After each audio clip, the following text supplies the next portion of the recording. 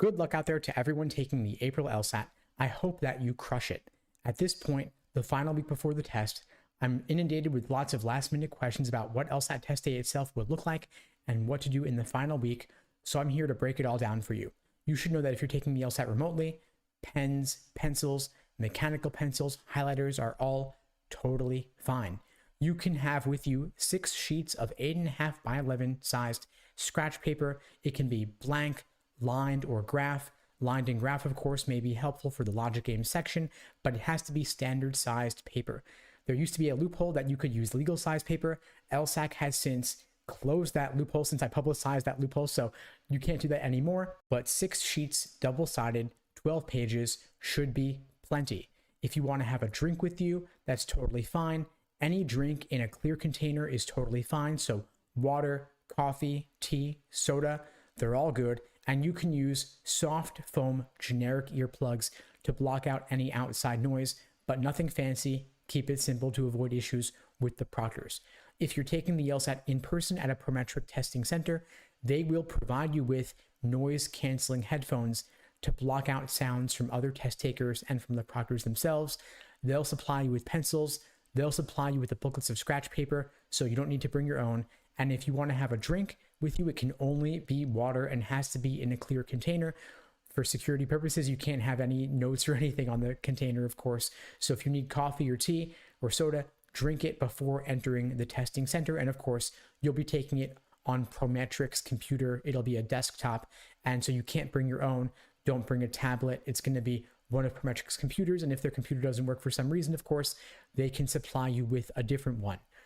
Now, as for what to do in this final week before the test, let's say hypothetically you're taking the LSAT on Friday. I recommend Thursday doing nothing at all, just relaxing, taking it easy, whatever that means for you. If it's taking a hot bath, getting a massage, going for a walk, all great options. You want to binge watch Netflix, totally fine. If it would stress you out not to study, then by all means study, but keep it very, very light. You want to make sure you're walking into test day fresh and ready to go. If you want to take a final practice test on Tuesday or Wednesday, totally fine, but don't do so if it would discourage you if you got lower results than you wanted, of course. So if you've already taken several practice tests, you may not need to take another one. And of course, beware of outlier results. Don't place too much importance on them. You always want to take the average of your most recent 5 practice tests, and those will be the best indication of where you currently stand walking into the test. And if you haven't yet taken practice tests or haven't taken that many, you may want to consider pushing off to a later test date. I know that nobody ever wants to hear that, but you want test day itself to feel like just another run through of what you've practiced several times already. Of course, you could take it in April and June as well. And of course, I'd recommend retaking the LSAT since law schools do not average multiple LSAT scores, but rather only take the highest. And April and June here are your last 2 chances to take the LSAT with the logic game section. Starting in August, they are removing the logic game section and replacing it with a second scored logical reasoning section. So if you want another shot at the games and you're not yet feeling totally ready for April, then of course you may want to take it in June in addition, or even if you are feeling ready for April, why not give yourself another at-bat just to see how it will go.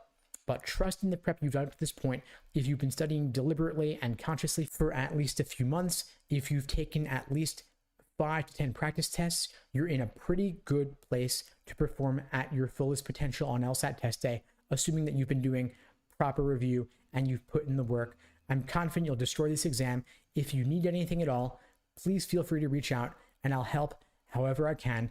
And if you are considering a retake in June, August, or beyond, I'd be glad to help. At LSAT Unplugged, we offer live online classes via Zoom, on-demand video courses, small group coaching, and one-on-one coaching. You can check out the links below this video to find out more and to book a call with me and my team. We'd love to help you out. And if you are aiming for that 170 plus LSAT score in June or August, you should know I'm looking for a couple of students aiming to achieve just that, a 170 plus on the LSAT, but I do have a few requirements in order to work with me one-on-one for an intensive coaching program.